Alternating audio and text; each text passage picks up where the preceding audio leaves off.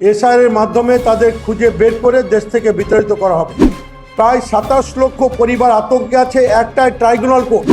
আমরা আগামীকাল মুখ্যমন্ত্রীকে এসআইআর ব্যাপারে সরলীকরণ নিয়ে প্রতিটি জেলায় একটা করে ট্রাইব্যুনাল করে অল্প দিনের মধ্যে যাতে সেটাকে সলিউশন করা যায়, বৈকাল 8টার সময় নবান্নে ওনার কাছে আমরা টাইম পেয়েছি, আমরা ওনাকে যাব। কুণালদাকে দেখছি হঠাৎ করে আমার বিধানসভা নিয়ে উনি মায়া কান্না শুরু করেছেন। কোথায় ভাঙন, কোথায় প্লাবন, বলছে আপনি নির্বাচিত হওয়ার পর এই প্রথম আমাদের গ্রামে এলেন, আপনি তো আমাদের আপদে বিপদে সবসময় থাকেন। আগামী সোমবার আমি ইরিগেশন মন্ত্রীর কাছে টাইমও নিয়েছি। বিভিন্ন জায়গায় ভাঙনের প্রবণতা দেখা দিচ্ছিল।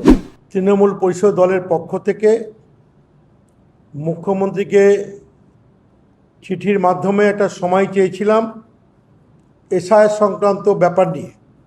তার কারণ আপনারা জানেন যে বিধানসভা নির্বাচন প্রাককালে নির্বাচন কমিশন এসআইআর প্রক্রিয়া চালু করেছিলেন এবং অল্প সময়ে এত তড়িঘড়ি এসআইআর প্রক্রিয়া শুরু হয়েছিল, তাতে দেখা গেছে যে 27 লক্ষ মানুষের নাম এখনও লজিক্যাল ডিসক্রিপেন্সির মাধ্যমে ট্রাইব্যুনালে পেন্ডিং আছে।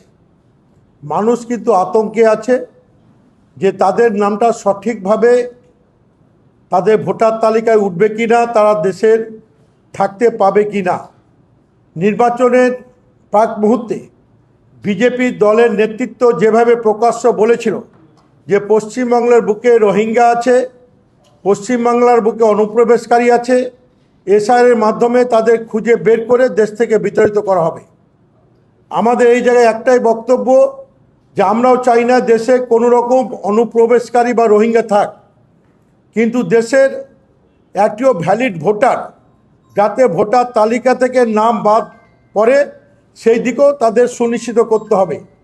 তো এই প্রক্রিয়ায় এখন বাংলার বুকে প্রায় 27 লক্ষ পরিবার আতঙ্কে আছে একটাই ট্রাইব্যুনাল কোর্ট, যে কোর্টটা আমাদের কলকাতায় সংলগ্ন এলাকায় আছে। কোথায় কুচবিহার থেকে বিভিন্ন দূর দূরান্ত থেকে গরিব খেটে খাওয়া মানুষ, বয়স্ক মানুষ এবং বয়স্ক মেয়েরা সকলকে এই ট্রাইব্যুনালে তাদেরকে আসতে গিয়ে প্রচুর ক্ষতিগ্রস্ত হচ্ছে। অর্থনৈতিক কারণে অনেকে আসতে পারছে না, অনেকের এই ব্যাপারে অসুবিধা হচ্ছে।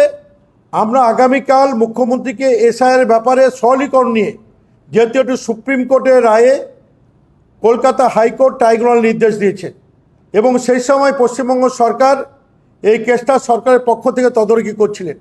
তো আমরা রাজ্যের নতুন সরকার, মুখ্যমন্ত্রী ডবল ইঞ্জিন সরকারের মুখ্যমন্ত্রী, ওনাদের কাছে আমাদের একটাই দাবি থাকবে যে এই যে কোর্টের নির্দেশে যখন ট্রাইব্যুনাল হয়েছে, ওনারা যাতে হস্তক্ষেপ করে কোর্টের মাধ্যমে প্রতিটি জেলায় জেলায় যেখানে বেশি সংখ্যক আজকে ট্রাইব্যুনালে পেন্ডিং আছে, জেলা ওয়াইজ ধরে প্রতিটি জেলায় একটা করে ট্রাইব্যুনাল করে অল্প দিনের মধ্যে যাতে সেটাকে সলিউশন করা যায়, যাতে সঠিক ভোটার তালিকায় স্থান পায়, তারা যাতে আতঙ্কে না থাকে, আতঙ্ক মুক্ত হয়, এটা আমরা মুখ্যমন্ত্রীর হস্তক্ষেপ দাবি করব।